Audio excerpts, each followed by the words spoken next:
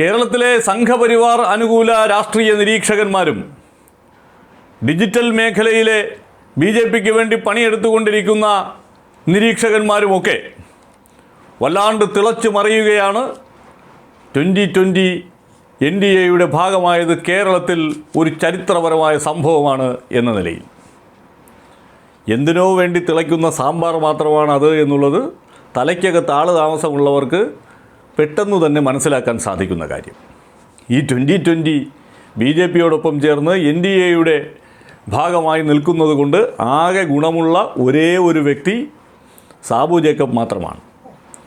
അങ്ങേരുടെ തുണിക്കച്ചവടത്തിന്, അങ്ങേരുടെ കിറ്റക്സ് ഗ്രൂപ്പിന് BJP ഭരിക്കുന്ന ചില സംസ്ഥാനങ്ങളിൽ ചിലപ്പോൾ ഏക്കർ കണക്കിന് സ്ഥലം വല്ല ഗോഡൗണും ഒക്കെ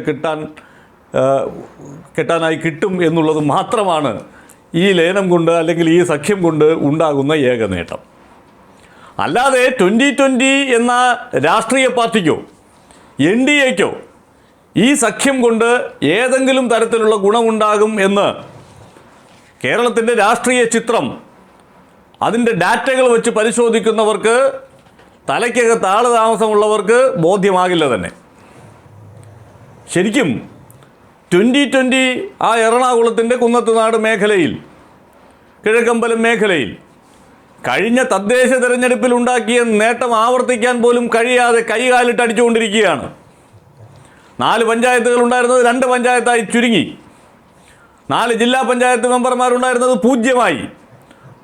ബ്ലോക്ക് പഞ്ചായത്തിലും ഗംഭീരമായ തിരിച്ചടി കിട്ടി. ഒറ്റ ബ്ലോക്ക് പഞ്ചായത്ത് പോലും അവർക്ക് ഭരിക്കാനോ അവരൊരു നിർണായക സാന്നിധ്യമായി മാറാനോ സാധിച്ചിട്ടില്ല. അപ്പോൾ എല്ലായിടത്തും വെല്ലുവിളികൾ നേരിടുന്നു.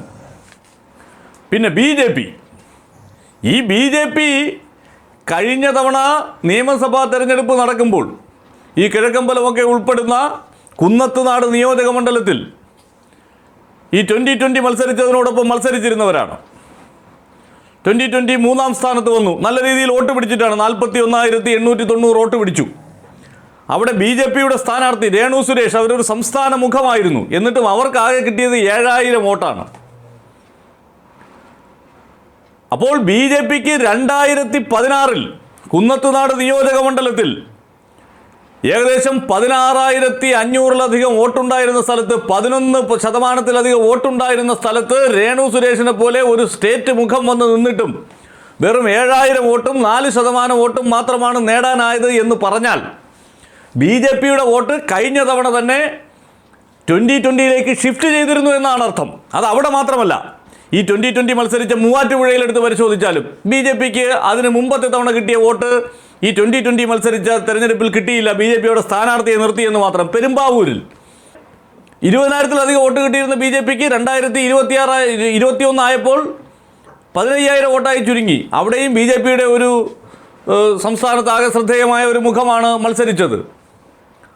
അപ്പോൾ BJP കഴിഞ്ഞ നിയമസഭാ തെരഞ്ഞെടുപ്പിൽ ഒളിഞ്ഞും തെളിഞ്ഞും ഈ 2020 സ്ഥാനാർത്ഥികളെയാണ് ഈ പറയുന്ന ഇടങ്ങളിലൊക്കെ പിന്തുണച്ചിരുന്നത്. കുന്നത്തുനാട്ടിലായാലും മൂവാറ്റുപുഴയിലായാലും പെരുമ്പാവൂരിലായാലും അവരുടെ വോട്ട് പോയത് യഥാർത്ഥത്തിൽ ഈ പറയുന്ന 2020 സ്ഥാനാർത്ഥികളിലേക്കാണ്. ഇനി ഈ 2020 സ്ഥാനാർത്ഥികൾ ഇവിടങ്ങളിലൊക്കെ പിടിച്ച വോട്ടും BJP പിടിച്ച വോട്ടും, BJP അപ്പോൾ പിടിച്ചതെന്ന് മാത്രമല്ല, BJP ഇനി പോട്ടെ, BJPയുടെ വോട്ട് അങ്ങോട്ടൊന്നും പോയില്ല, 2016 പിടിച്ച വോട്ടും, അത് രണ്ടും കൂടി ചേർത്ത് വെച്ചാലും 3-ാം സ്ഥാനമല്ലാതെ മറ്റൊന്ന് കിട്ടില്ല എന്നുള്ള കാര്യവും ഉറപ്പ്. 2020യെ കൊണ്ട് കേരളത്തിൻ്റെ വേറെ ഏതെങ്കിലും ഒരു കോണിൽ ഏതെങ്കിലും തരത്തിലുള്ള പൊളിറ്റിക്കൽ ഉപയോഗം BJPക്ക് ഉണ്ടാകുമെന്ന് സാമാന്യ ബുദ്ധിയുള്ളവർ എന്തായാലും ചിന്തിക്കില്ലല്ലോ. ആകെ ഉള്ളത് ഈ കുന്നത്തുനാട് നിയോജക മണ്ഡലം, അതിനോട് ചേർന്ന് കിടക്കുന്ന ചില മേഖല. അതുതന്നെ BJPയുമായി പരസ്യമായി ഒരു സഖ്യത്തിന് സാബു ജേക്കബ് തയ്യാറാകുന്നു എന്ന് പറഞ്ഞാൽ അവിടെയുള്ള അന്തസ്സുള്ള മനുഷ്യർ, അവർ ഈ പറയുന്നത് പോലെ ഈ 2020 എന്ന് പറയുന്ന അവരുടെ CSR ഫണ്ടൊക്കെ ഉപയോഗിച്ച് നടത്തുന്ന ഗിമിക്കുകളിൽ അവർക്ക് സ്വാഭാവികമായ ഒരു മനുഷ്യനെ സംബന്ധിച്ചിടത്തോളം അവർക്ക് ജീവിക്കാൻ അത്യാവശ്യമായ ഈ കാര്യങ്ങളൊക്കെ കിട്ടുന്നു. ആ സൂപ്പർ മാർക്കറ്റിൽ നിന്ന് അതൊക്കെ കുറഞ്ഞ വിലയ്ക്ക് മേടിക്കാം. 1 രൂപയ്ക്ക് മുട്ട കിട്ടുന്നു, 2 രൂപയ്ക്ക് പാല് കിട്ടുന്നു എന്നൊക്കെ പറഞ്ഞാൽ ഉണ്ടാകുന്ന ഒരു സന്തോഷമുണ്ടല്ലോ. ആ സന്തോഷത്തിനപ്പുറം വേറൊന്നുമില്ല. ഇവർ ഓടിപ്പോയി BJPയോടൊപ്പം ചേരുകയാണ് എന്ന് പറഞ്ഞാൽ ഈ അന്തസ്സുള്ള മനുഷ്യർക്ക് അതിനോടൊപ്പം ചേർന്ന് നിൽക്കാൻ പറ്റുമോ? ഇവരൊരു സ്വതന്ത്ര സംവിധാനമാണ് എന്നുള്ളത് കൊണ്ടാണ് അതിനെ പിന്തുണച്ചത്. അങ്ങനെ അല്ലാതെ വരുമ്പോൾ സ്വാഭാവികമായി അവിടെ വലിയ ജനകീയ പ്രതിരോധം ഉണ്ടാകുമെന്നുള്ള കാര്യത്തിൽ സംശയമില്ല. കാരണം ഇത് വേറെ തരത്തിൽ രാഷ്ട്രീയവൽക്കരിക്കപ്പെടുകയാണ്, പൂർണ്ണമായി മുന്നണിവൽക്കരിക്കപ്പെടുകയാണ്. അപ്പോൾ ഇതിൻ്റെ ഈ ഷെയർ ഹോൾഡേഴ്സായി പല ആളുകൾ വരാൻ പോവുകയാണ്. അപ്പോൾ ഒരു സഖ്യത്തിൻ്റെ ഭാഗമാകുമ്പോൾ 2020-ക്ക് 2020-യുടേത് എന്ന് പറഞ്ഞ് ഇനി ഒന്നും അവകാശപ്പെടാനാവില്ല. അത് NDAയുടേത് എന്ന നിലയിലേ അവകാശപ്പെടാനാകൂ. അവിടെ ഞാൻ നേരത്തെ പറഞ്ഞതുപോലെ അല്പമെങ്കിലും ഈ സ്വതന്ത്ര നിലപാടുകൾ വച്ച് പുലർത്തുന്ന, ഇത്തരത്തിൽ മതേതരത്വത്തോട് ചേർന്ന് നിൽക്കുകയും അതേസമയം തന്നെ UDF-നോടും LDF-നോടും ഉള്ള ഒരു ചെറിയ അകൽച്ച കൊണ്ട് ഈ ഒരു സംവിധാനത്തെ പിന്തുണയ്ക്കാം, ഞങ്ങൾ BJP-യിലേക്കില്ല, മൂന്നാം ചേരി എന്നുള്ള നിലയിൽ ഞങ്ങൾ കണ്ടത് ഈ സ്വതന്ത്ര സംവിധാനത്തെയാണ് എന്ന് ചിന്തിച്ചിരുന്ന മനുഷ്യരെ നിരാശയിലാഴ്ത്തി. അതുകൊണ്ട് 2020-ക്ക് ഉണ്ടാകാൻ പോകുന്നത് അങ്ങേ അറ്റത്തെ വീഴ്ചയാണ്. BJP-ക്കാണെങ്കിൽ അതിൻ്റെ ഗുണഫലം ഒരു തരിമ്പും ഉണ്ടാകാനും പോകുന്നില്ല. അത് ഈ തെരഞ്ഞെടുപ്പ് ഡാറ്റകൾ സൂചിപ്പിക്കുന്നുണ്ട്. ആകെ ഗുണമുണ്ടാകാൻ പോകുന്നത് നേരത്തെ പറഞ്ഞതുപോലെ സാബു ജേക്കബിനാണ്. അദ്ദേഹത്തിൻ്റെ തുണിക്കച്ചവടം നന്നായി പൊടി പൊടിക്കാനാകും എന്നുള്ളത് മാത്രം.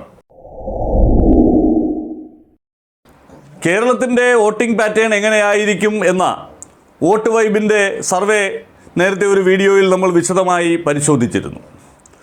UDF-ന് 3% ഒരു മുൻതൂക്കം നിലവിൽ പ്രവചിക്കുന്ന ആ സർവേ 32%-ലധികം വോട്ട് UDF നേടുമ്പോൾ 29% വോട്ടാണ് LDF-ന് നേടാൻ സാധിക്കുക. 19.8% വോട്ട് NDAയ്ക്ക് നേടാൻ സാധിക്കും എന്നുള്ളതാണ്. ഇതിൽ കേരളത്തിലിപ്പോൾ വലിയ രീതിയിൽ ചർച്ച ചെയ്തുകൊണ്ടിരിക്കുന്ന സാമുദായിക സമവാക്യം, അത് എങ്ങനെയാണ് മുന്നണികൾക്ക് അനുകൂലവും പ്രതികൂലവുമായി നിൽക്കുന്നത് എന്നുള്ള ഒരു പഠനവും ഈ സർവേയുടെ ഭാഗമായി ഉണ്ട്. അപ്പോൾ എങ്ങനെയാണ് വിവിധ പ്രായത്തിലുള്ള ആളുകൾ, സ്ത്രീകൾ, പുരുഷന്മാർ, വിവിധ ജാതി മത ഗ്രൂപ്പുകൾ ഒക്കെ മുന്നണികൾക്ക് അനുകൂലമായി നിൽക്കുന്നത് എന്നുള്ള വിശദമായ ആ റിപ്പോർട്ട് വോട്ട് വൈബ് പുറത്തുവിടുമ്പോൾ അതിനകത്ത് ചില ഗൗരവമുള്ള കണ്ടെത്തലുകളുണ്ട്. അതിലേറ്റവും പ്രധാനപ്പെട്ടത് UDF-ന് ഈ 3% വോട്ടിൻ്റെ മുൻതൂക്കം ഉണ്ട് എന്ന് പറയുമ്പോഴും അത് മുസ്ലിം ക്രിസ്ത്യൻ വോട്ടുകളിലുള്ള വലിയ മേധാവിത്വം കൊണ്ടുണ്ടാകുന്നതാണ് എന്നതാണ്. ഇപ്പോൾ പട്ടികജാതി പട്ടികവർഗ വിഭാഗം, OBC വിഭാഗം, ഉയർന്ന ജാതിയിൽ നിൽക്കുന്ന ആളുകൾ, അത് നമ്മൾ ജനറൽ എന്ന് പൊതുവെ വിശേഷിപ്പിക്കുന്ന ആളുകൾ, അവർക്കിടയിൽ UDF യഥാർത്ഥത്തിൽ കേരളത്തിൽ 3-ാം സ്ഥാനത്താണ് എന്നുള്ളതാണ് ഇപ്പോൾ ഈ വോട്ട് വൈബിൻ്റെ ഒരു പ്രധാനപ്പെട്ട കണ്ടെത്തൽ. UDF-നെ സംബന്ധിച്ചിടത്തോളം തിരുത്തൽ അനിവാര്യമായിട്ടുള്ള ഒരു മേഖല അതാണ് എന്നുള്ളതാണ്. അതുകൊണ്ടാണ് ഈ VD സതീശൻ SNDP-യെയും NSS-നെയും ഒക്കെ പിണക്കാൻ ശ്രമിക്കുമ്പോൾ അത് അത്തരത്തിൽ ചെയ്യേണ്ടുന്ന ഒന്നാണോ എന്നുള്ള ചോദ്യം കോൺഗ്രസിനകത്ത് നിന്ന് തന്നെ ഉയരുന്നത്. ഒരുപക്ഷെ ഈ സർവേയിൽ കണ്ടെത്തുന്നത് പോലെയുള്ള ഒരു സാഹചര്യം ഉണ്ട് എങ്കിൽ അത്ര എളുപ്പമൊന്നുമല്ല UDF-ന് LDF-നെ മറികടന്ന് ഭരണത്തിലേക്ക് എത്തുക എന്നുള്ളത്.